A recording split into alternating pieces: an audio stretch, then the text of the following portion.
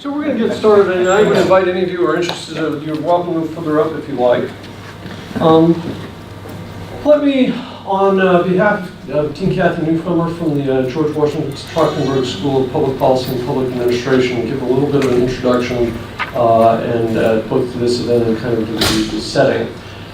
These Grants Management Breakfast Forum events take place every 2 months, and they are intended to help build the community of grants management across the government, and actually at all levels. This is the first time we've had a speaker from the state and local level.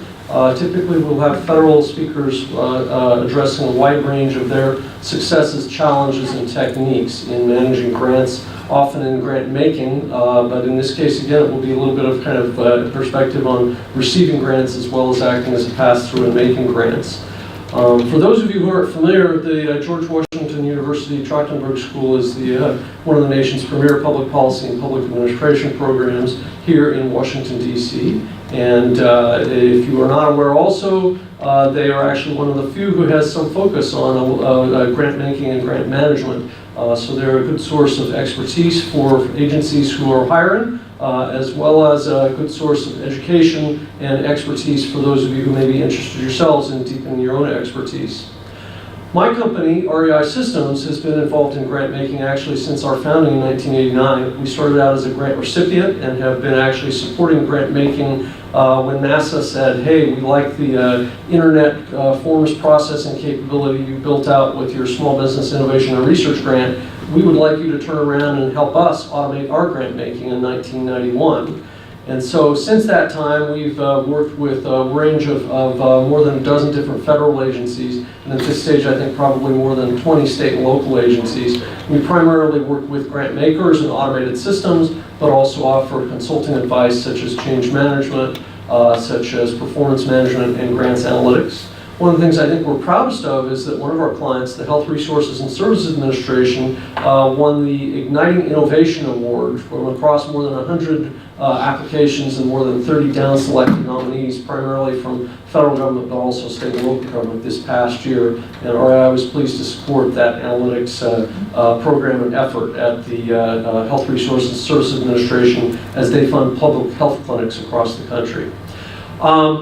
One of the things I would like to emphasize is that these events are more interesting, I think, if there is a dialogue and if there are questions. And our speaker has said that she will invite your questions throughout the presentation and, of course, at the end of the presentation. Those of you in the room may or may not be aware we actually have typically a fairly significantly larger sized audience listening on live stream. Those of you who are on live stream, please feel free in the dialogue box to submit your questions. We have people in the room here who will be able to read the questions out and raise them at the appropriate time to be able to invite our speaker to answer them. But with that aside, let me introduce our speaker. I'm very pleased that we have Carol Kraus, who is the Director for the Governor's Office of Grants in the state of Illinois, to come and offer a perspective both as a grant recipient and as a grant maker. And Kathy, I'm going to invite you to actually, I'm going to finish up just a little bit of the introduction of Carol and then ask you Kathy, to take the podium for a moment. Carol has spent a long period of time both as a stockbroker and a public accountant. As she told me, I think, a kind of a funny story that I really enjoyed, so I'll repeat it here briefly, which is that people occasionally say, well, you're from Illinois, you know, what do you know about kind of government integrity? Your governors are all in jail, at least several of the recent ones. And her answer to that was, yeah, we learned a lot from them, and I'm one of the ones who helped audit and get them in jail. So actually I do have quite a bit of useful knowledge to share that might be quite valuable to many of the rest of you. And I thought that was a very persuasive take. But Carol has been responsible for more than a decade for working with grants management in the state of Illinois at the state level as opposed to the private sector, and has been very successful in recently helping bring together the state's interest in having some conformity and consistency across state departments in both their making and receiving grants. So we hope that she'll offer both something that's of strong interest to folks in other states and local governments, as well as kind of a great perspective from a customer for many of the federal agencies who also perhaps are listening in and or maybe online. But let me, since Kathy Newcomer has just arrived and perhaps gathered your breath, ask you to tell a little bit more about George Washington University and the Trachtenberg School. Thank you. I'm one of those people that commutes a very long way, and there was a broken down vehicle that added about 40 minutes to my commute. I'm really sorry. I am a fellow Midwesterner, so I'm really excited to have you here today, and I'm from Nebraska and in school in Kansas and Iowa, so it's great to have somebody from my area of the world. The Trachtenberg School is a graduate school offering 4 degrees, including master's degrees in public policy and public administration, PhD in class and environmental policy. And we are delighted to host this series about grants management because grants represent such a huge part of the federal budget and represent the very unique kind of intergovernmental system that we have and teach our students about all the time. And so we always enjoy giving students the opportunity, as well as our alumni and colleagues in the DC area, an opportunity to improve their own knowledge and skills. So thank you very much for being here today, and let's get to it. Thank you. Thank you. Okay, let's get started. We are, this is what I'm going to be going through. First of all, the historical evolution of us passing a uniform law to make all grants uniform in the state, which is called the Grant Accountability and Transparency Act. A lot of people call it GATA. I'm going to go through where we were when we started, and the collaboration, the structure that we used in coming up with the rules, policies, procedures, which included the subcommittees and work groups that I'll go through, what our guiding principles were, uniform policies and templates we've created, the centralized frameworks, optimizing the resources, and then we'll get into the challenges that we've had in doing this on a statewide basis. Really, the GATA really started as a grassroots effort from our nonprofit community. People would get grants and they would have, sometimes from one agency, larger grant-making agency, they'd have 12 different budget templates. And so they had to push different audit requirements and different things going on. So they passed a law. I was the chief financial officer, which they like to call the CFO, the CFNO, at the Department of Human Services, and I literally went in, they said, here's your office, oh by the way, let's go down the hall and we're going to put you on, you're going to be running this legislation. And so what we did is that we went through and looked at it with the 5 human service agencies. What occurred there is we came up with 35 recommendations in 7 different areas for future research to see what we could do to make everyone have uniformity. And what came out of that was the Management Improvement Initiative Committee. Again, the recommendations that came from there were let's have uniform rules. Well, since the majority of our grants were either federally funded or we were using part of that as match or maintenance of effort with our state programs, it was very, very easy decision to say let's follow the federal rules. It was such a success with the human service agencies, which makes up between 60 and 70% of our grant funds, that they had grants with other departments. Everybody's like, let's do it statewide. So this really all started in 2010 was when the original legislation was passed. So we formed the Illinois Single Audit Commission, and we studied, can we do this across the state with all 32 grant-making agencies in the state? And so this is where GATA all started. So it wasn't something that just went boom, boom, boom. It took 3 different pieces of legislation and a lot of work with both the grantee community and state agencies to get there. So the biggest thing that we're trying to do is eliminate the duplicative and the, which sometimes is hard to say, I did get it, right? Duplicative and redundant requirements that people had put in place. You had some grants that did nothing, and other grants that had so many requirements that really didn't add any value to providing that program or those services. So That is part of what we strive to do. We also recognize the great need for training, okay? And I'm going to get into that a little bit later in some slides, but we really looked at, and part of the law required us to give training to both the grantees as well as the state agency grant administrators.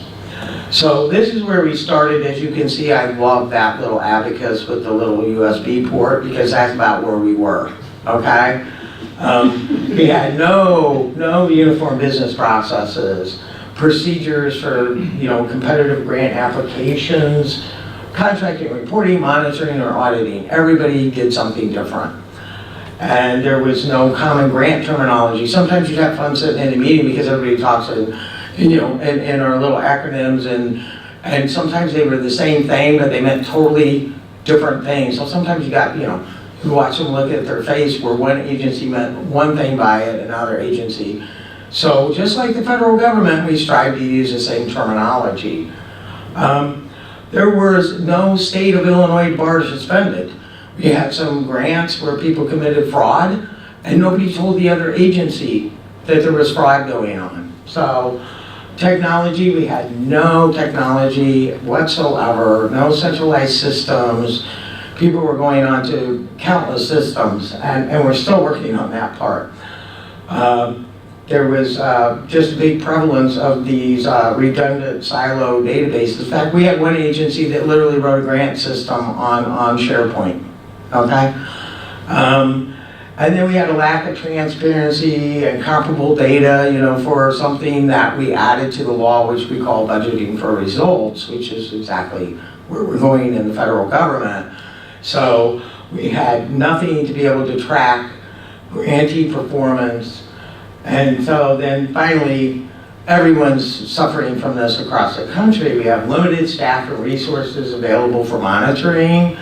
We had limited financial resources, and the turnover of grant staff due to the baby boomer exit, which in Illinois, they were looking at changing the retirement.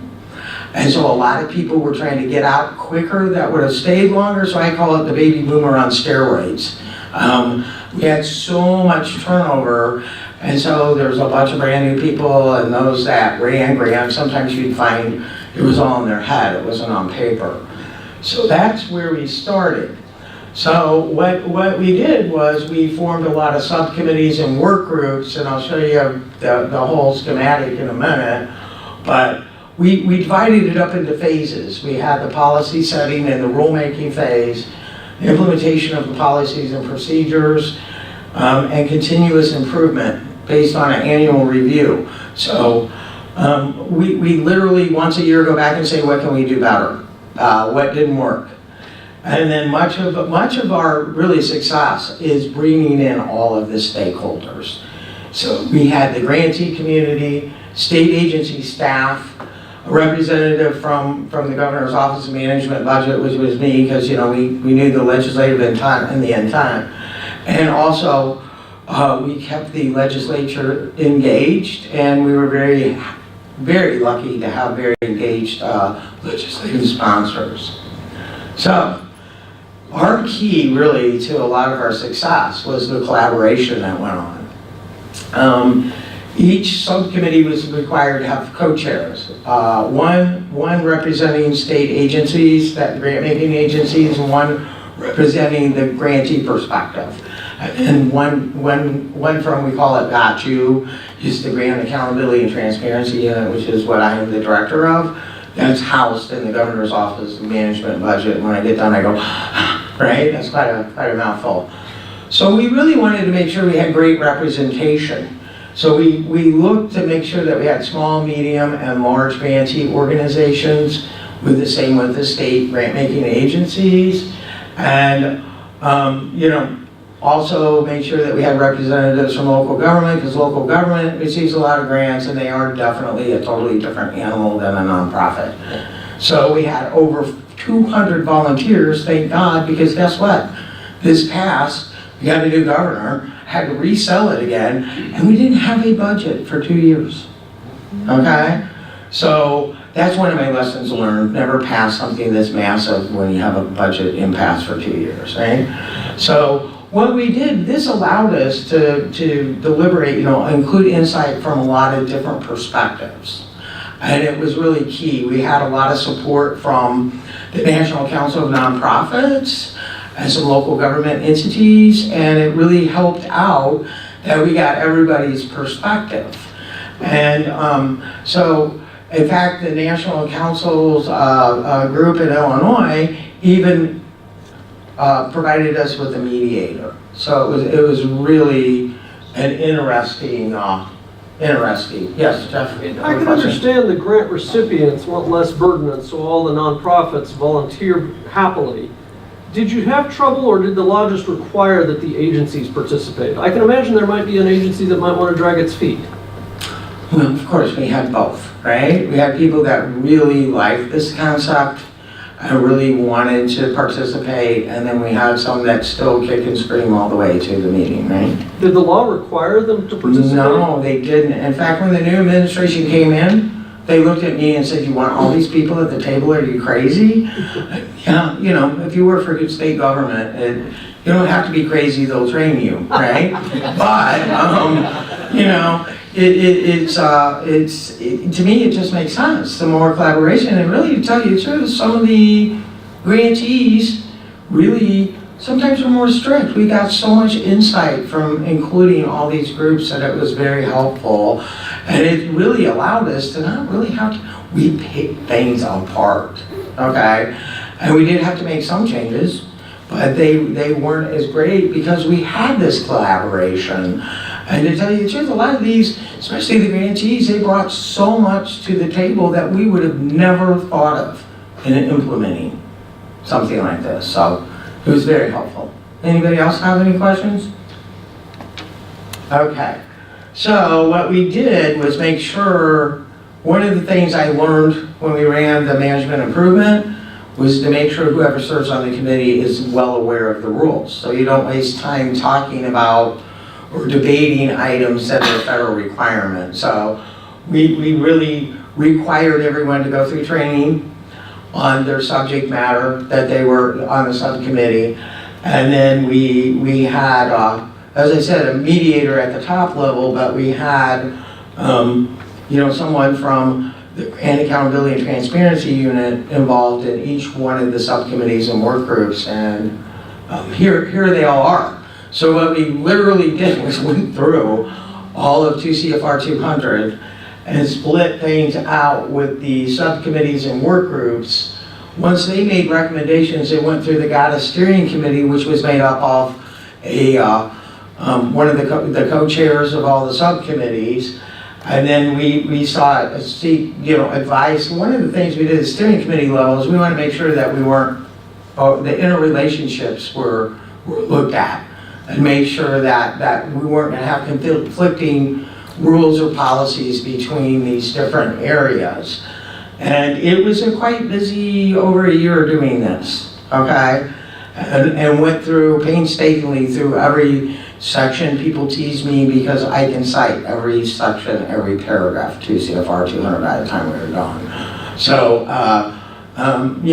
it was very intense, and we did a lot of work, and we met literally weekly with the work group. So we had a schedule, and so it worked out very well. The top level was the Illinois Single Audit Commission that we would take all of our recommendations through as well. And that did require appointees from the grant-making agencies by law. So with their roles and responsibilities, they had to make recommendations for rules and implement in their different areas. We had to remember that where the state and federal regulations allow for flexibility or items, we had to come up with rules. And then literally we reviewed every single one, as I stated, every topic in that, and then made informed recommendations that went through the different layers that we had put in place. We made sure that there were performance metrics that we could measure our success or failure in every area. And we also zeroed in on what areas that we really felt we needed a lot of training. So then the technology was also taken into consideration. What do we got to do to automate this or do this? We built a lot of systems in-house because some of them still don't exist in a grant management system. And some of them do now, but not all of them did at the time. And then we really did get a lot of, I'm not going to say that it didn't help, but we really had the idea that, you know, if our grantees aren't successful, neither are we. So you have to look at them as partners and not look at that, because there was a lot of adversarial type relationships going on. So it also helped with change control management. Now I'm going to say 100%, of course not. We still have the naysayers. You know, we're always going to have that. So we did, you know, put together uniform requirements, and it was really around the 2 CFR 200. We wanted to increase accountability while reducing redundant administrative burdens.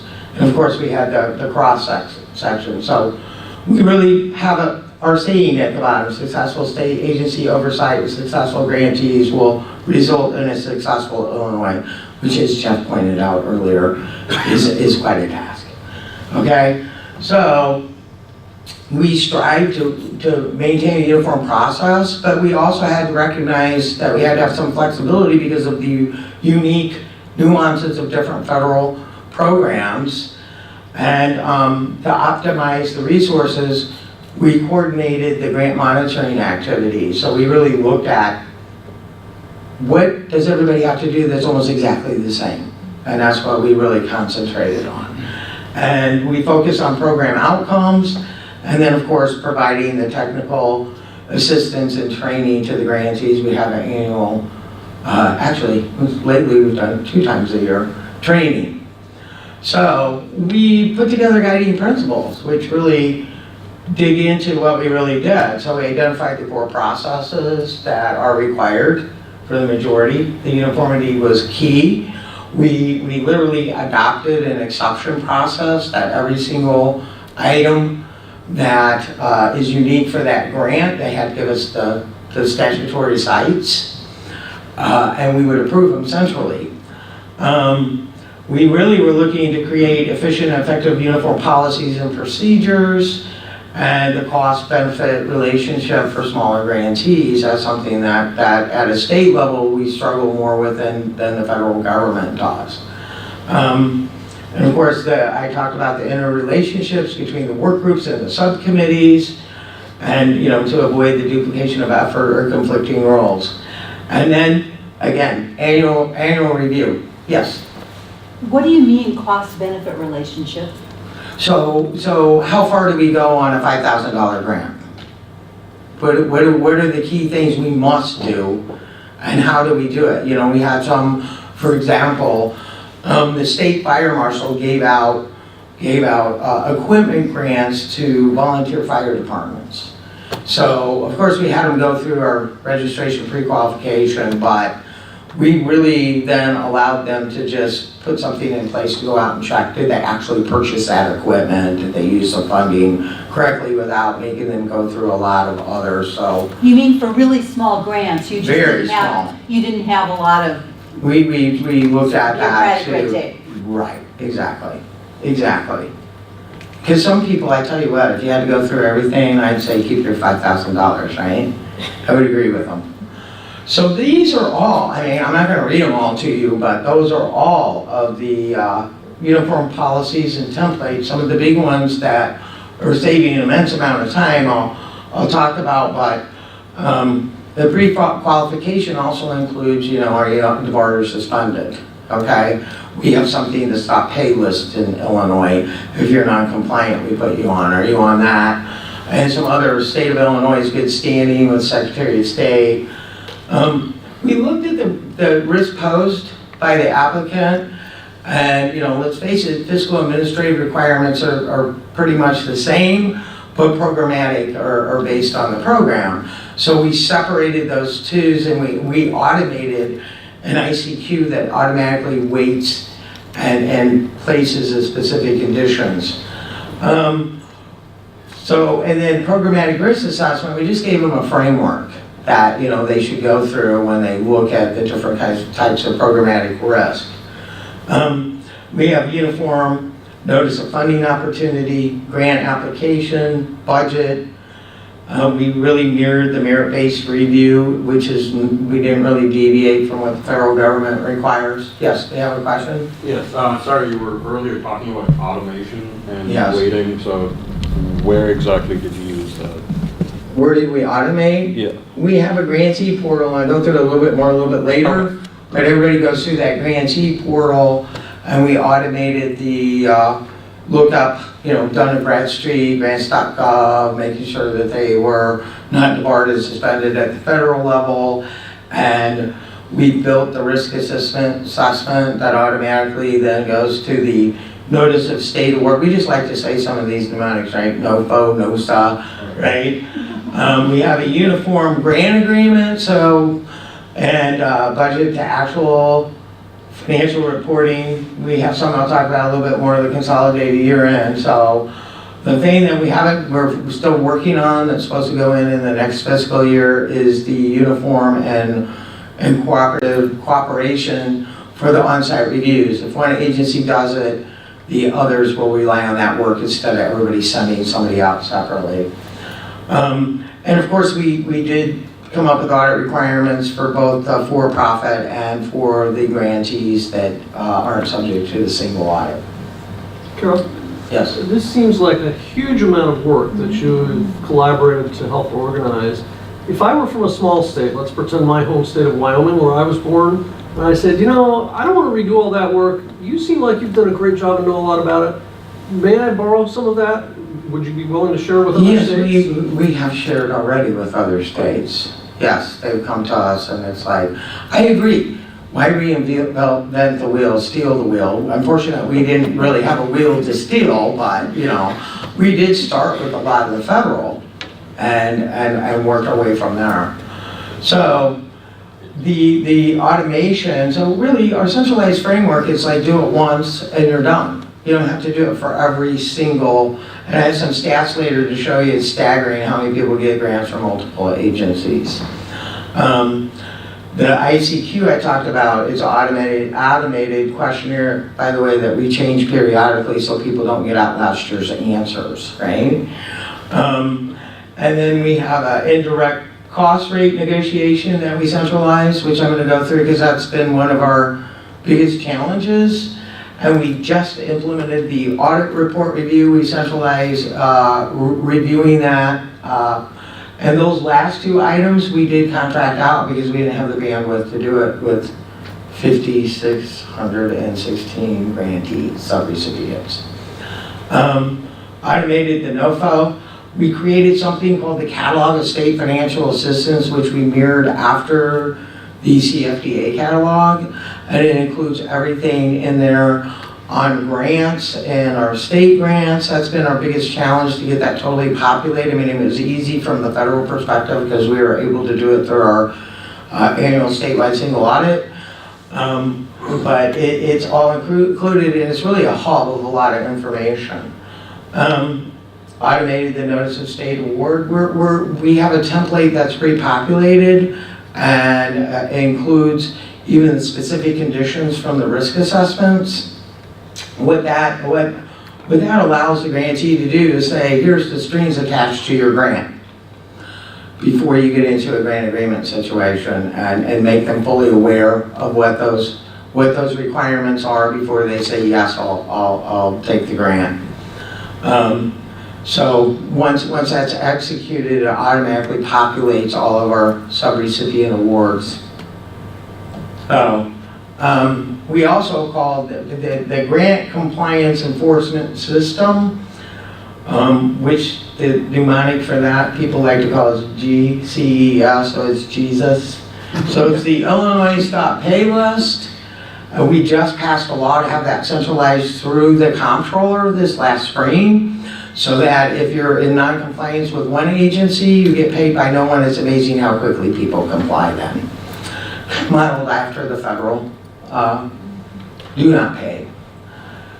We established all of the protocol and policy for people that flags late reporting, outstanding audit reports, incomplete corrective action like resolution, and unresponsive grant funds recovery. So it does require specific state agency and grantee communication and due process. So we actually piloted that for a year, and then almost everything we've done, we piloted for at least a year. Then we have, you know, all of the different that I already went through, grant application, uniform budget. Our grant agreement, which a lot of other states are looking at and adopting, literally have 3 parts. We have the standard boilerplate that includes everything that's required by the state of Illinois and the federal government. We then have the state agency in case they have any state agency specific requirements. And then part 3 is specific to that grant.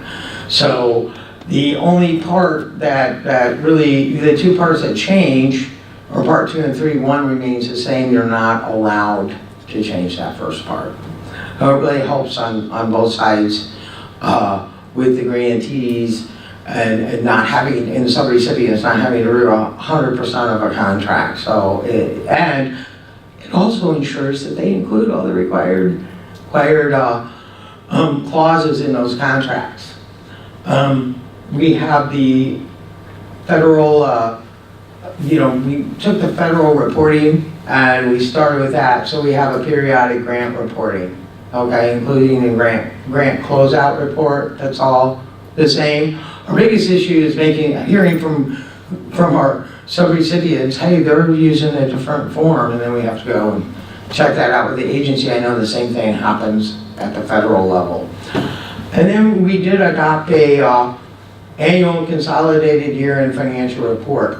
This requires it in relation to opinion to your audited financial statements.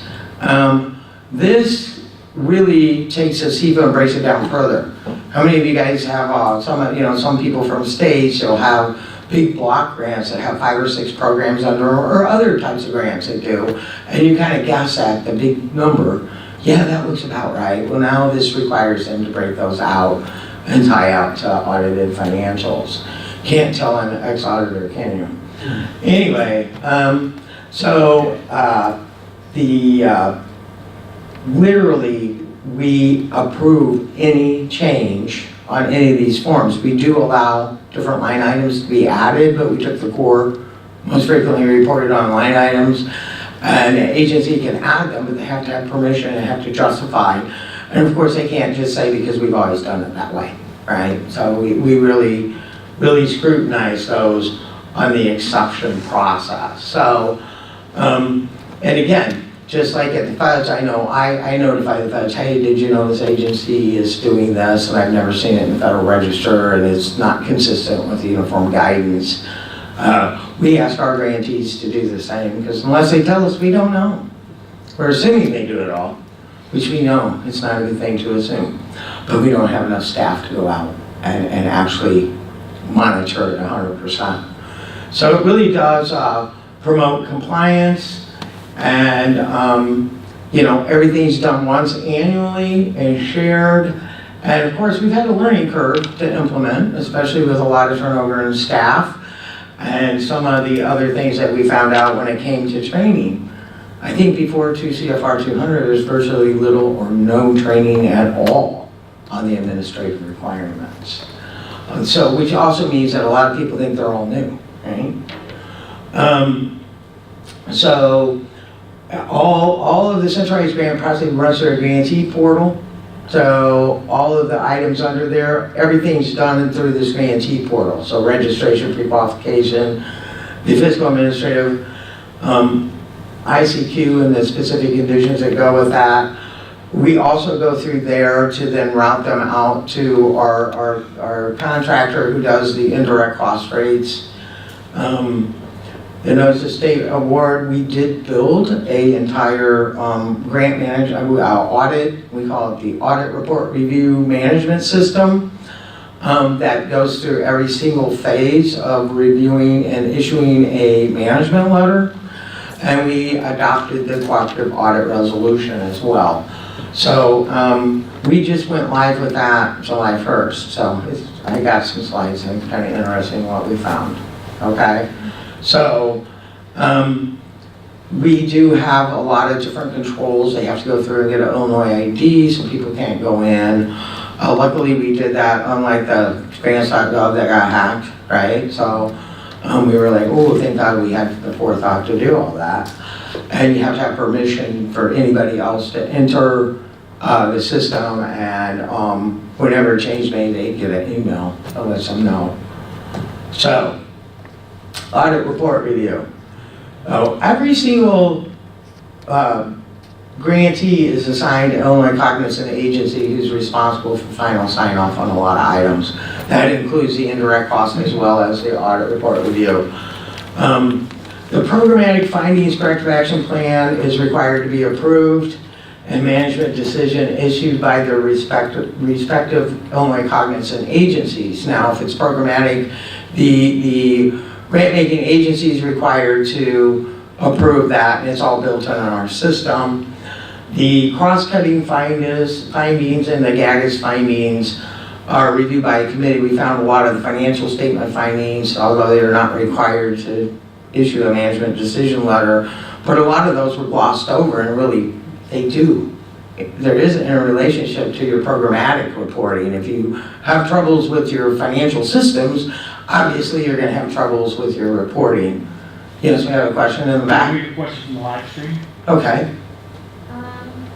And you might be talking about this right now, but he asks, who is responsible for and how often are all these advances in systems, forms, and technology reviewed for update and change to current activity? So the question was, who's responsible for all the forms in the systems? And how often are the advances in systems, forms, and technology reviewed? And how often are those reviewed?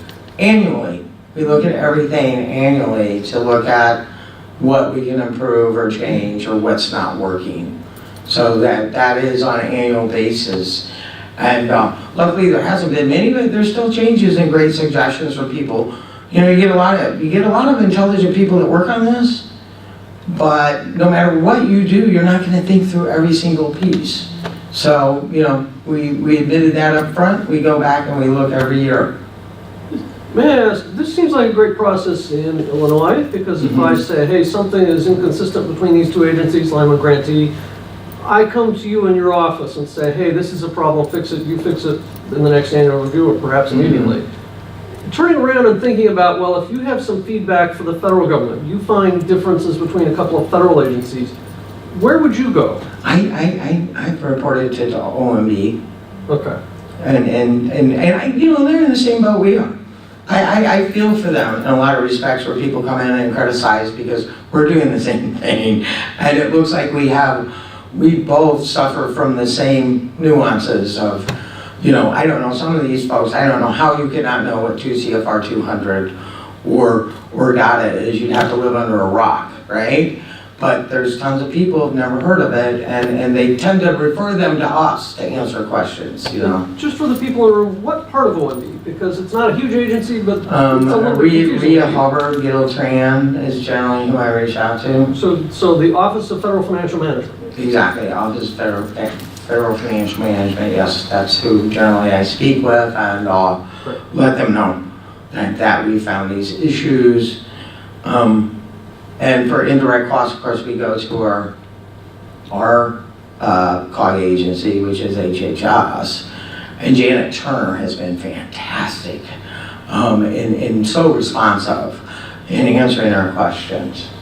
So we did implement the cooperative audit resolution oversight initiative for our grantees to try to help them come up with, especially on repeat findings. Followed that protocol, which is excellent. And then, of course, anything that we come up with is retained as part of their performance history and knowing how quickly we responded to findings or whatever. We added additional audit requirements because of the 750,000 threshold moving up. Because I got a slide later, but only 20% of our grantees are subject to the single audit. So out of 5,516. So if you expand, what we really did was kind of anchor on the nonprofit requirements issued by our Attorney General, who's charged with regulating charitable organizations. And they had 300,000 or more in revenue, so we just tweaked that and said 300,000 or more in federal pass-through. They have to have generally a gas audit, and then if you expend anywhere from 500,000 to the 749,999, you're required to have a government auditing standard audit performed. It's amazing how many people never had an audit performed that were under the single audit thresholds that received, 499,999 in money, right? The other thing that we require is a copy of the auditor's most recent peer review. You would be amazed at how many firms are not in compliance with this requirement. And like I said, we just started in July, and we're already seeing them. We had a guy that was a enrolled agent. Does everybody know what that is? That's a person that took the test before the IRS to do tax returns. And his opinion stated, I prepared and audited the financial statements. And so myself and Lori Beeler, who's over the audit part, called him up and said he wanted to know if he could get around the peer review. And so he said, no, you have to have one done. And you're out of compliance if you haven't. And he said, strike one. We said, so it says here that you prepared the financial statements and then audited them. I said, you can't audit your own work. And he said, strike two. Number three, I said, are you a licensed public accountant? Well, no. He didn't say strike three. He did not say that. But, we're like, well, we're going to have to turn you into the Department of Professional Regulations because you should not be doing audits. So, what we really do is the first time the grantee has a substandard audit, because we're really looking for that. We've contracted that out. And so we literally are looking at all of that. And so we're really amazed at how many people are either late or haven't had one done on the peer reviews. So I wish the feds would do that too. I think it would help with the substandard audit situation you're facing with single audits. We did start this, and now the new regulations and the Federal Audit Clearinghouse requires you to turn in the written communications from the auditor, the management, which people call the management letter. And then the consolidated year in financial, I told you a little bit about it, but really the objectives are to assist the awardee in making the reconciliations from the periodic reporting and any adjustments for the year end, either made by the grantee or when putting together the financial statements of the auditors when they do. An audit, any audit adjustments. It really assists in tying out those expenditures by grant. And it really does assist in the multiple projects and not doing, the hand grenade theory like that looks close to me. So, like I said, we just implemented that, and it's amazing how much stuff's already falling out from doing this centralized where people know. I know when I was at DHS, I had a guy reviewing audit reports, and they had a communications degree, and I got a phone call. Carol, we just gave them an advance payment and they went bankrupt. And of course my first thing is, so Billy, what about a going concern paragraph? So I went through the checklist, and sure enough, it was in there, and the guy just went through the checklist and went, going concern? Yep, next question. Okay? Which, literally means they're not going to be here probably in a year. So anyway, it's good to have people that know what they're doing. It also gives you an indication of whether or not that the audit was actually done correctly. If you can't write the report in accordance with standards, odds are you didn't complete the field work that way. So we also added a work paper review. So if we have a bunch of red flags, and trust me, there's a lot of auditors out there that shouldn't be doing these audits. I mean, we've even had people call up and say, I'm an auditor, where do I find this 2 CFR 200? Yeah, kind of scary. So anyway, key here, training. Like, location. In real estate, we've given so much training. We do We've actually been doing 2 a year, but we are required by statute to do at least 1 annual training. One of the lessons learned that we had here, well, first of all, we didn't have a budget, so we didn't have software. We had to borrow software to do the webinars. And so then once we purchased it, we could only track who registered, but once we put it out on the internet, we couldn't track who did it. Now we can. So we're tracking who is, including state agencies. So we were able to get into the act that the grantees must attend the training. When it came to the state agency, we had some union issues and just went, okay, we're just gonna, not make that formal in the legislation, but we are requiring state agencies to track and make sure that their staff is receiving this training. So it is huge. We probably have 20-some hours or 20-some different modules. Some of it pertaining to what we do, and a lot of it pertaining, especially in the indirect cost. We have so much training.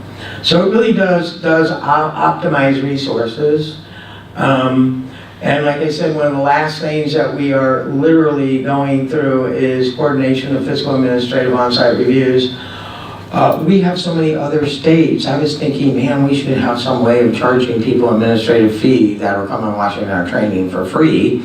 We also are looking at getting the software to be able to give CPE out for it. So if we do something like that, we probably would charge and save some money there or pay for some things. So we've really optimized a lot of resources.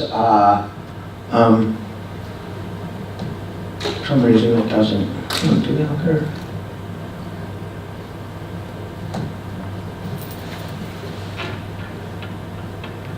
Doesn't like that. The button's not working.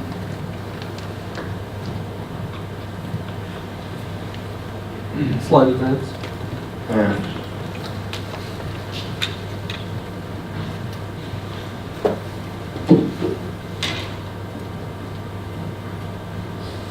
Isn't this fun while we're trying to fix it and have any questions? We always run into technical problems no matter what you do. I'm so used to it, can you tell? I don't even get ruffled anymore over it. Because some of the next slides, I always joke around and say, I'll sell you the whole seat, but you only need the edge of it. So some of the outcomes of this are actually, believe it or not, unbelievable on some of our. Yeah, skip. So, You get it? Same slide. Same back time, same back channel, for those of you old enough to get that joke. Yeah.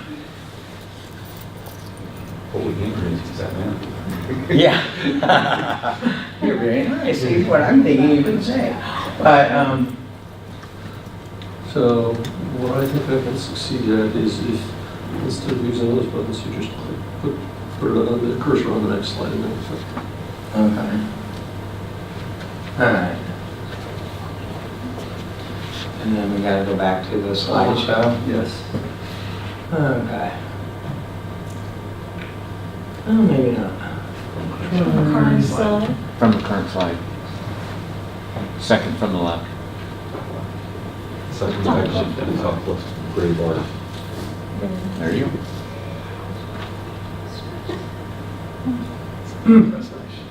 Voila. Okay, so the optimization of the resources. So we looked at how many grantees have grants for 2 or more state agencies or multiple divisions within an agency. And what we have found is that we had grantees that had grants from anywhere from 1 to 15 different agencies, and they were all doing their own thing. So when we looked at that and said, oh my God, we just looked at the audit report, 14 times too many. Now that assumes that they have a centralized audit report review, which we found only 4 out of 32 agencies did. And we haven't calculated all that out because this is huge enough. So what we found is when you say, oh, I did that 13 times too many, 12 times too many, how many ever it is, it came out to 8,575 duplications of what we were doing, that everybody was doing the same thing. Why not just do essentially And so these are the areas that was occurring in. And so, you know, we're still really working on trying to get the total hours or whatever we're saving, but we really sometimes like to keep that a secret because I don't want them to spend money, don't want them to say, oh, you don't need all that money. What we're really trying to do is, a lot of you, I would assume, read the report that was done, that literally, the report that was done that showed that, what, Jeff, 40% of grant time is spent on administration. We're really trying to lower that money to provide more services, because we all know there isn't an overabundance. Not like we got extra money. It's trying to serve the people that need those services. So that's what we're looking to do. Challenges. Oh my goodness, have we had challenges, okay? One of the things that occurred is passing this at the same time as new uniform guidance. It was both a blessing and a curse, and I'll get into that. The communication down to the front line. Not all grantees or grant administration have been trained on administrative requirements. We don't have the right titles with the skill set. Indirect costs, we'll really get into that. Contractor versus subrecipient determinations, and fewer single audits are being performed on our subrecipients. And of course, the substandard subrecipient. So, this is where it's a blessing and a curse, because it really did pass at the same time. So people think that God had made up all these rules. They think that if it weren't for God, you wouldn't have to do all this. So a lot of, you know, the federal pass-through aren't funding. That's a biggie. You know, a lot of people literally thought that once you pass the money through, it was all income free. You know, like they didn't have to conform anymore. A lot of them thought that, well, we didn't get audit findings in the past. Well, I'm going to go through a slide that shows you with a statewide perspective on a single audit how few grant programs actually get tested. So it's like, well, you didn't have a finding because nobody ever tested for it, okay? And then a lot of people, so we actually hold a whole presentation, or a big proportion of it, on the myths and the truth about data. So it really is a blessing and a curse.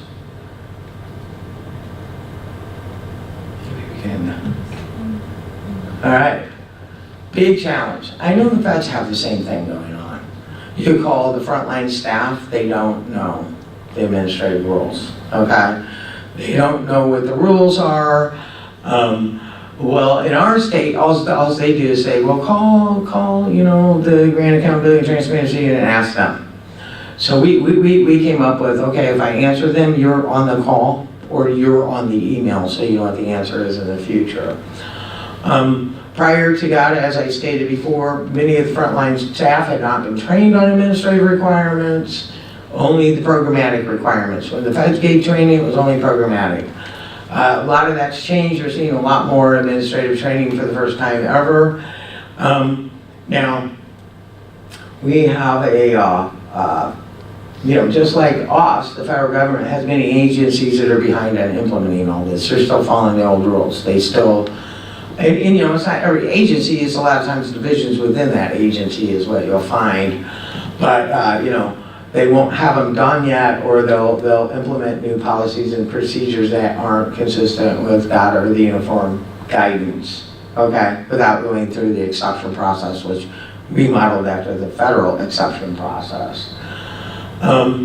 Lack of adequate grant administrator job titles. I know the feds are working on this too, because we're hooking up with them to see what to do, because we really need some better titles. We're even looking at people getting a designation, you know, to show from the National Grant Management, and give them, you know, some kind of incentive to do so. The current job title, they lack the education skill set necessary.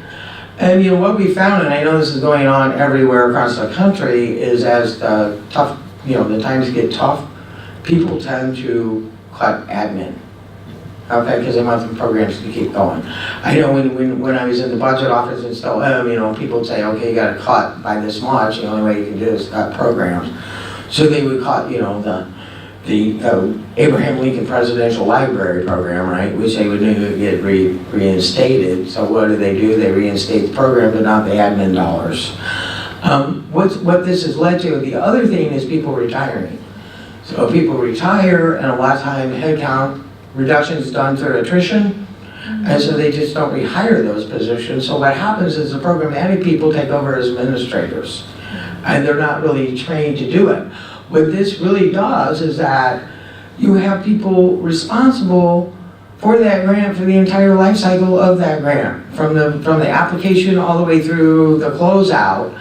And what this has led to is lack of segregation of duties in grant management, because a lot of people, they're too friendly with them. We really are looking at separating those two functions and let people do what they're good at, do that, and let the program people be the program people.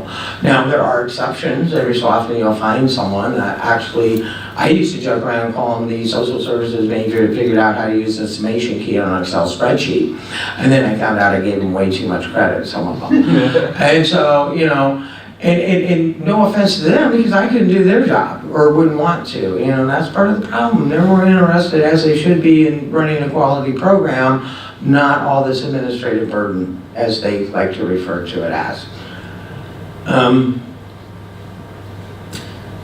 Indirect cost negotiation. Oh my God. Now, we centralize that. Our biggest challenge, a lot of the small to medium-sized grantees and local governments and the state agency awarding staff is a nice way of saying they're not well versed in cost principles. Some of them know some of the basic concepts. Some of them know the selected items of cost. But when you get into indirect cost, applying the indirect cost rate, negotiating and applying is where you get into issues. So we have a lot of training on this. Training. I think it's starting to soak in a little bit, because some people, we just changed the way the slide looked and maybe tweaked a few words, and people are coming back going, God, this training was so much better than last year. So that really tells you that it's starting to sink in.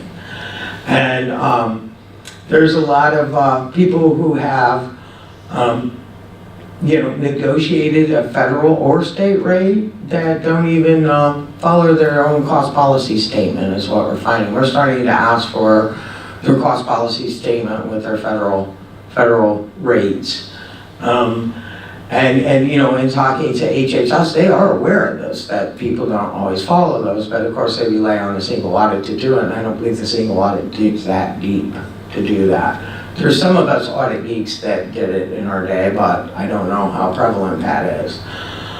We have spent countless hours on assisting grantees through the negotiation process, as did our contractor to try to do it. So a lot of times you got a lot of people that elect no rate or utilize the de minimis rate because they can't negotiate the rate. Biggest headache, local governments. And Illinois, unfortunately, has more local governments than any state in the United States, I was reading. We have over 6,000 some now. Luckily, not all of them get grants, but there's a lot, especially with motor fuel tax in the state, that we treat as a grant. There are a lot of local governments that have 2 or 3 people on staff, and that's it. So we literally, here's some things that stick out to me.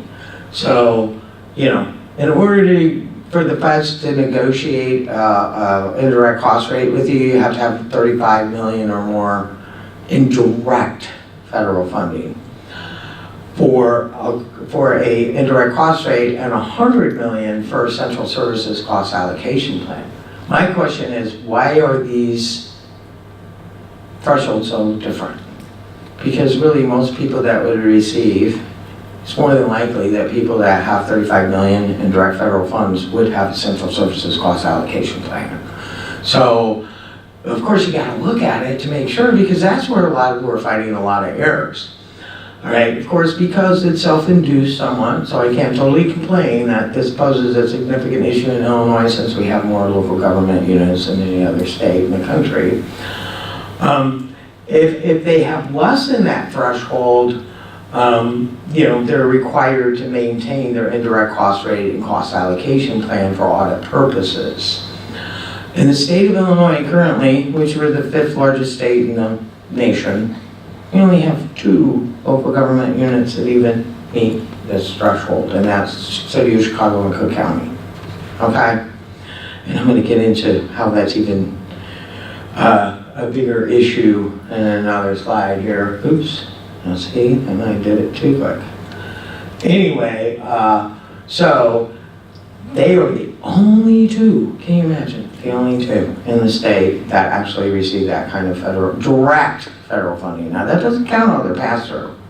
So, the federal government relies on the single audit for ensuring compliance with these requirements. However, if you're a pass-through entity and they only receive money as a pass-through from pass-through entities, they don't receive any direct federal funding, we're required to monitor that.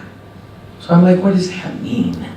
So what we did was we have so many, with the increased level to 750, you'd be amazed at how many of our grantees, again, 20% I said, but local governments as well, that are not subject to the single audit. So what we chose to do was do the monitoring centrally as well. And that's where we're finding all kinds of fun things. So as a result of the central monitoring with local governments, the majority of the federally maintained indirect cost rates and central services cost allocation plans, they're not compliant with the federal regulations. They don't remove unallowable costs. Here's some of the most frequent ones we find. They have unreasonable allocation methodologies. And a lot of them aren't even mathematically accurate. So we saw one that it came out to 53%. We said, show us, because it doesn't make sense. And it was a big error. So, how many years have they been using that? And some of these guys are going to some pretty well-known companies that are known for cost allocation, and there's errors there. But part of it is because nobody really ever looks at it. It's easy to make a mistake if nobody looks at it, So I always say that's why they put erasers on the end of pencils, because people make mistakes, right? But we're finding a lot of it where people were charged for years with big error and didn't even know. Okay? The other thing that adds to this is, local governments can decide whether, especially counties and larger cities, whether to negotiate as an entity as a whole or by individual department. So you have to treat them as separate entities when they negotiate. Well, of course, this even further diminishes their capacity to do this accurately. Because instead of having somebody, that is one of the things that we got clarification on from the feds that I was wrong about. I figured if one of the departments negotiated rate, they all had to. It's not true. You have to treat them like separate. So it really increases the number of negotiations and the monitoring activities required to be performed, and it really significantly diminishes the capacity of that individual department. So that is what we have found.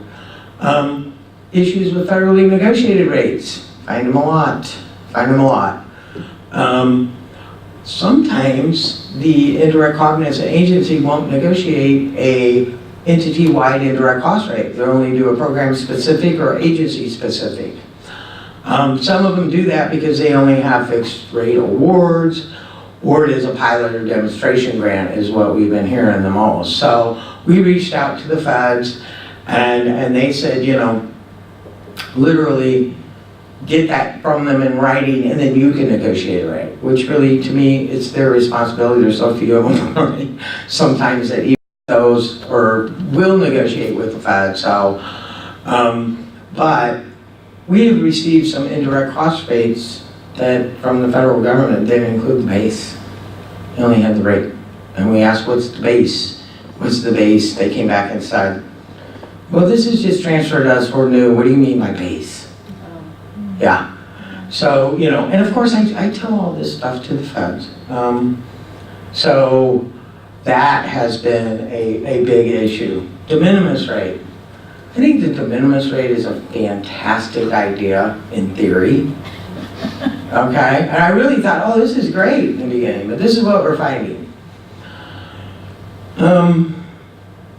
Why, if it's for people that don't have the capacity to negotiate a rate, why did we pick the most complex base? Okay, the modified total direct cost. That is so confusing to people. I know there's FAQs on it, but you have a hard enough time getting people to read 2 CFR 200, let alone the FAQs, right? So, when you contact the different federal agencies, the participant support cost, the definition varies significantly by different agencies. We get huge complaint about rent being excluded. Okay, a lot of people feel it's discriminatory because you have to exclude rent from the base, but you don't have to exclude if it's large enough that it can sway the rate. But anyway, we get a lot of complaints from folks that say this is discriminatory. We can't afford to buy a building. You don't make them take out depreciation. Why do you make us take out rent? So that's a big one. And then a lot of people get confused, and of course all this is covered in the FAQs, but sometimes the FAQs confuse people even further, is what we've found, although sometimes I read them and say that's very clear to me, but I am a geek, I'm a grand geek. But confusion on the exclusions versus allowability is a big issue as well. People think that because it's excluded, it's not allowable. They also have difficulty in applying the rates. They don't apply them properly. And sometimes it's in favor of the government and sometimes it's in favor of them, what the end result is. But, they have difficulty separating direct and indirect, so they just take the total cost and times it by, so in some cases they're double dipping. They're charging indirect cost at de minimis rate on an indirect cost. This again has increased the amount that we have to review when they apply it, because that's a big issue. This has also led to people being afraid they're going to get an audit funding and question costs, have to pay back the money. So when we did a survey, actually we worked with the National Council of Nonprofits and did a survey, a lot of people are afraid to even take the de minimis rate because they're afraid they're going to make a mistake and that'll result in an audit funding and question cost. And they're just saying, no, I really don't want to even, so we have a lot of people electing no rate. So,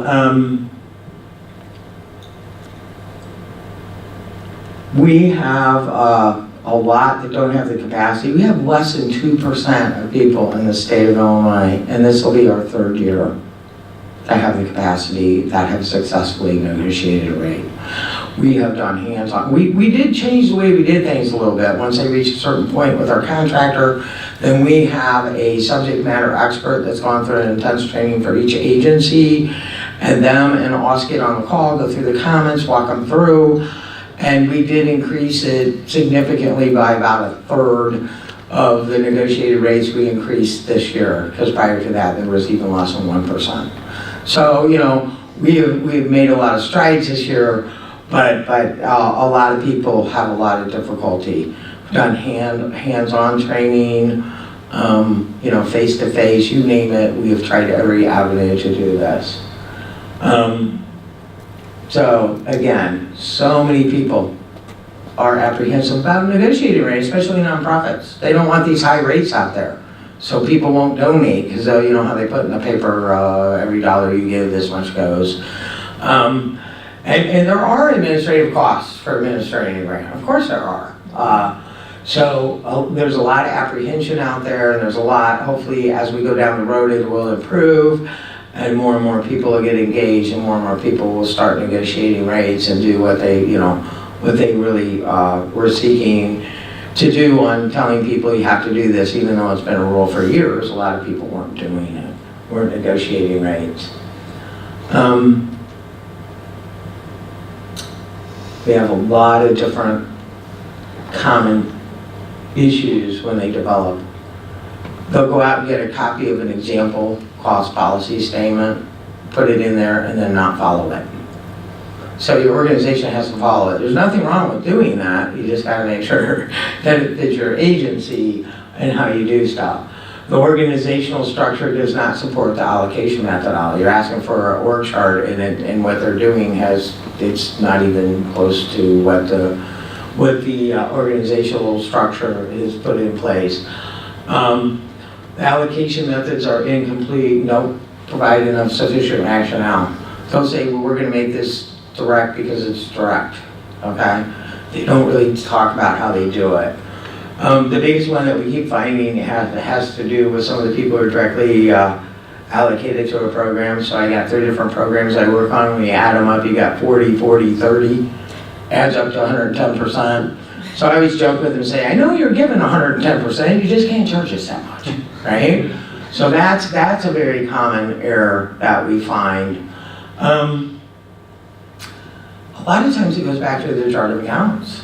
They have too much in one group. We actually saw one and they called it operating expense. They had fringe benefits, workman's comp, office furniture, travel, and depreciation all in the same line. And then said, well, I don't know allocation methodology. Well, I wouldn't either. So, part of it is working with them to change their chart of account or account structure to begin with. So we, a lot of times they don't get the part about allocating all the costs and everybody their fair share, whether it's an unallowable cost or whether it is other activities of the organization. Everybody has to bear their fair share of those indirect costs. So that's another big item that causes them to not be successful, to literally have to go back and make those major changes in their account structures. Same thing with the negotiated, the modified total direct cost. A lot of people will use the different base when they apply it, not the one they negotiated. And for those of you that are geeky about it like I am, generally salaries and wages is so much higher rate than modified total direct or even total direct cost. So to negotiate that, get the higher rate, and then apply it to the total direct cost. So a lot of folks, with the direct administrative cost, they'll list it that way, and then what they'll do is not have it in their cost policy statement and then have it in when they apply for the billing, and vice versa. So there's a lot of different things, and a big issue is not properly calculating the modified total direct cost base. So there's so many issues that we are trying to identify and then go through and make sure the training is stronger in those. Contractor versus subrecipient, how many people have problems with that one? It's amazing to me that so many people think this is a new requirement. It was never in any of the circulars like A110, A87, 102, whatever. It wasn't in those, but it was always been in A128 and A133. So a lot of people are like, oh no, that's brand new. Really, the only thing they changed was the word vendor to contractor. Have a lot of issues with this. We have some grants that we're looking at that are really contracts are calling grants and vice versa. So we're trying to figure out a way to look at those. We thought about making that a centralized, why do you call that a grant or a contract when, and we just don't have the bandwidth to do that right now. So what we're trying to do is provide more training, but as we all know, it's so subjective. It is so subjective that whatever way you want it to go, you can probably almost effectively argue it unless you determine eligibility, right? So, a lot of that, this is problematic as well. Here I'm gonna get on my soapbox about raising the threshold to 750. That's staggering that 80% of 5,516 are subrecipients are not subject to the single audit. That really puts more on us to do on-site reviews that are going to be much more detailed to make sure that they're complying with the programmatic requirements instead of just looking solely at the fiscal administrative. We have a lot of issues with people with a lot of misconceptions on whether or not it's federal funds or not. Okay. in Illinois, and I'm sure it's this way a lot of other states, about 60-70% of our grants are reimbursed from the state. So you pay it out in general revenue funds and get reimbursed, and people think it's GRF, it's not a federal grant. But we really stepped that up with it. You know, we now have a 40% coverage rule. Trust me, Illinois will probably never be a state that's considered low-risk IDD. We hope we'll get there. But, you know, the 50% coverage, it's amazing. In our statewide single audit, only 11% of our programs are tested as a you know, type A major program. So I really think the Fed should consider removing Medicaid. Medicaid is generally half of most states' funding. Just to give you an example, in Illinois right now, in our FY17 single audit, the threshold for type A and type B was 11,250,000. If we removed Medicaid, it'd only be 30 million. You know, I mean thousand, it's million. 11,250,000, 11 million, and it would go from 41 million approximately to 30 million. That's huge. We have programs that haven't been tested since 2000 that went into that the Fed agencies. We have more and more federal agencies showing up. So I just question, if we want to put a lot of reliance on single audits, why do we keep raising the threshold? I think for the federal government it makes sense, but for us as a pass-through entity it makes it very difficult. It makes us do more to monitor, and sometimes not as effectively as a single audit would do. So I'm going to kind of get off my soapbox at this point. So I did talk about some of this with what we're finding already, you know, talked about the guy preparing financial statements and everything. Some of the auditors calculated, I think the only one I didn't go through was, we literally had an auditor call and say, hey, this threshold is 750,000. Well, they haven't spent the entire grant, and they won't till the end of the grant period. And I'm like, wait a minute. You do it by their fiscal year. It took me a minute to even think of what they were talking about. And I know you do it by their fiscal year, not the grant period. Oh, so I have to add the 2 years? Yeah, the two, yes, you have to add it together. It's kind of scary. Makes you wonder how many there are out there that are doing that don't know. Hopefully it's that one place, right?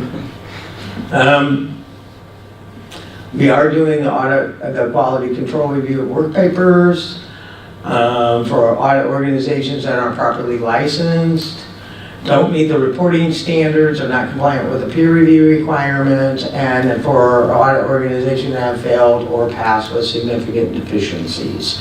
We're going to go out and do an audit report review and work with the Illinois CPA Society, the Illinois Professional Regulation that regulates those, and if they're a member of the AICPA, because we really want to be serious about people performing substandard audits.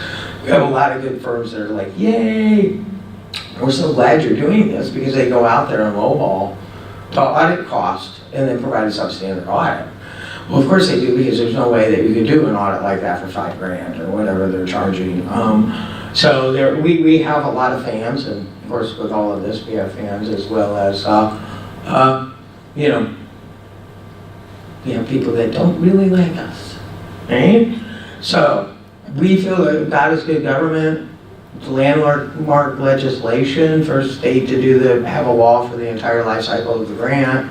Sets the bar for grant accountability, transparency. It really is. A lot of people in the beginning said, oh my God, they're just going to add administrative burden. Now they're going, wow, now I get it, this is great. Some who never had to do anything are still saying it's all God's fault, you know. So we joke around and say, if you want a grant, you got to do this, right? Improves the performance outcomes, reduces actually the ripple effect I could spend all day on, okay, of what we're finding by having a solid framework that really gives you the red flags that's pointing out. Saves the state agencies and grantees hundreds of millions of dollars, and it significantly reduces the administrative time and resources spent on administration. So if you guys, that's all I have. But if you, my favorite slide, got a question?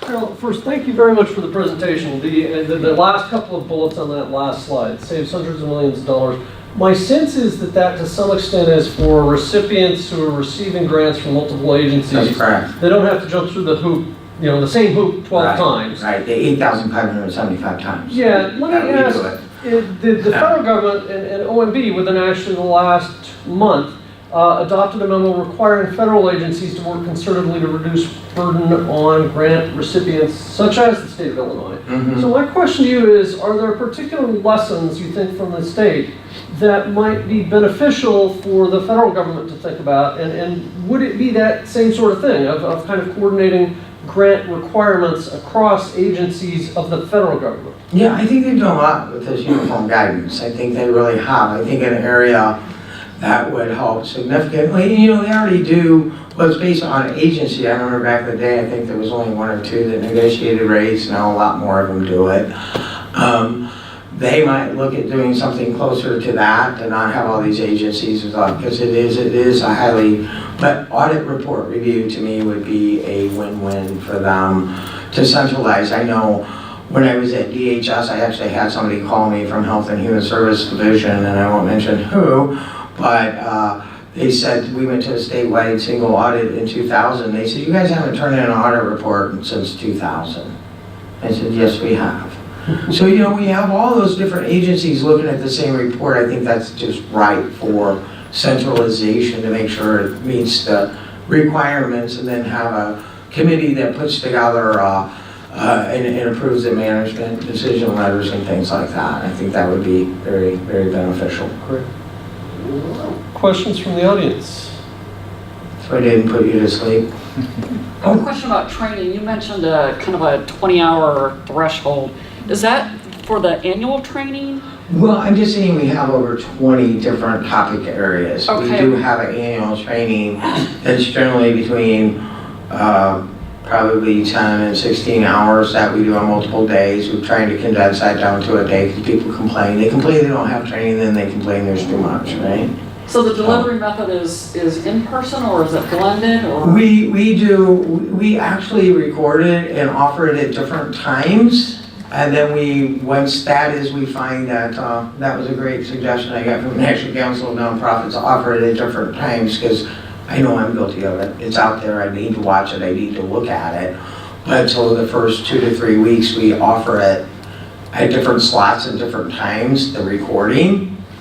And then we put it on the internet. We find that works so much better because people go, oh, I have to do this today. So that does work a lot better to offer it that way and then archive it and put it on our website. But we do make people register even on the website. And then just a follow-up. So is there training for, obviously for grantees, but what about your state grantors? It's both. Okay. It's both. Okay. Training for both. So some of them are specifically designed, and some of them especially on indirect costs, we had a whole training session on local governments as opposed to nonprofit. So we have a lot. We ask for suggestions for future training. We look at different things like the outcomes of some of what we put in place, especially some of the risk posed by the applicant, a risk assessment for on-site reviews. And so where we see an audit findings, so where we see people getting a lot of them in those areas, we try to concentrate training more in those areas. Okay. And then I actually thought of another one. So as a pass-through entity for federal grants, what's your overview of training that you receive from the federal government? Well, the federal government did put out a lot in the beginning on the uniform guidance, and teamed up with different companies like eCitizen. This is a perfect example of some different collaboration that's going on. So yeah, prior to that, you really didn't see any training at all. So it is out there. It is available online. So for the first time, you do have some training like that available, including Grants 101 and different things they went back and did. Yes? Do you think the PMA Cap Goal 8 has had a lot of impact on your GATA requirements? I think it will, I think it is. I think we were lucky and added to the budgeting for results. And Jennifer Butler, one of my coworkers, and she's over accountability and performance measures for the state. So we did implement that in as part of the Grant Accountability and Transparency Act. So I think that was very, I don't know, some of the stuff we did, and then the feds did the same thing. I think I should have bought a lottery ticket that day, right? Because some people ask me, did you have insider information? It's like, no, we just really, in some areas, purely lucked out. Yes? Which one first? You first. Okay. You mentioned that you had mediators. What area did you find that you needed a lot of mediation? Well, we really in MIC, we had it from, a lot of when we got together back as a group, as a whole. And same with the GATA, we did it when we brought it back to the GATA subcommittee, where it was the overall, where all the subcommittee chairs came in. And so it was very helpful. She pushed the envelope a lot and brought out things that somebody else would gasp by asking, but not having a horse in the race, it really worked out very well. I have one more. Okay. And I just wanted to know, you said your system that you have that went live July. Yeah. What's the system? Is it like a particular software that you use? We actually have a very talented programmer in-house, and so for the audit report review management system, it literally goes in, makes the agency reconcile, it makes you input your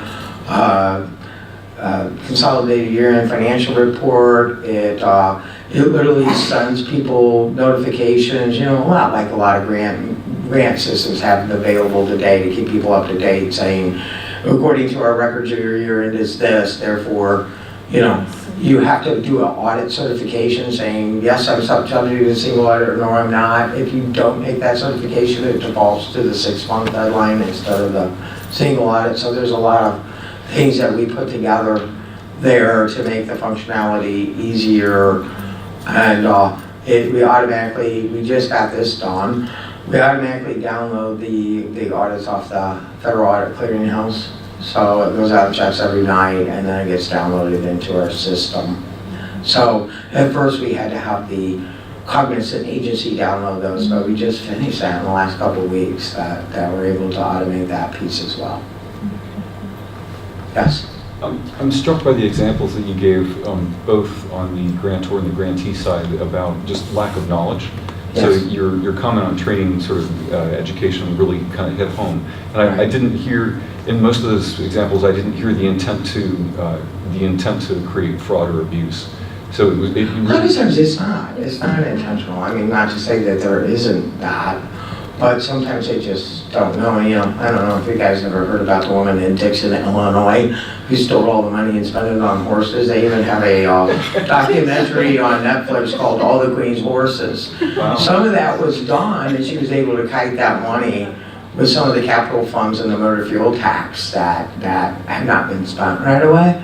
I think a monthly allocation, so that is definitely a, If so she there's would have both. replaced it, what would the issue have been, right? I mean, no, I'm not. What I was struck Home by, of Ronald Reagan. Anyway, what I yeah. was struck by was your comment that there aren't enough titles in the job descriptions. There really isn't. I mean, the problem is that you don't always have to be a CPA to do this, but you do need some CPAs. It's just a training. There's not, Jeff and I were talking here about, with some of the students here about, not having grant management classes in universities. I know when I got out of school, I thought, did I miss class? Did they offer this? There's nobody that teaches it. So it's kind of like an on-your-own learning experience. And, grant management training, there's not very many people that do it, and those that do it is so expensive. It can cost you anywhere from $400 to $700, especially in indoor costs. It's about $700 a day at some places.